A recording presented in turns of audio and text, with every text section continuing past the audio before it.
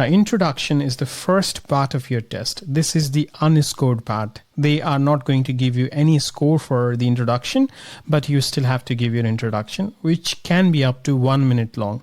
How long should you speak in introduction part? Around 30 seconds should be enough. But one thing you need to remember is you have to be prepared for this. Otherwise, in the exam, you are more likely to fumble.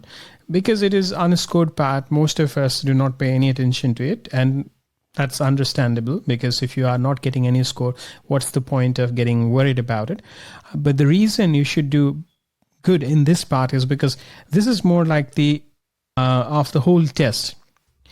If you do some mistakes here, if you don't do that well in this part, you are more likely to get stressed in the subsequent sections and have more problems. So although this is unscored part, I still highly recommend that you prepare yourself for the introduction. And it's very simple. You can mention in your introduction what your name is, why you are taking the test, what are your plans, and so on. A sample introduction can be something like, my name is Roman and I'm doing this PTE test because I want to do further education in Australia. Most of the universities in Australia require English score, and that's why I'm doing this test. I hope a good score in this test will help me to get good scholarship in the universities. That's it. Something very simple. Just make sure you have 3-4 lines, ready-made lines before you go to the exam so that you feel more confident when the test starts.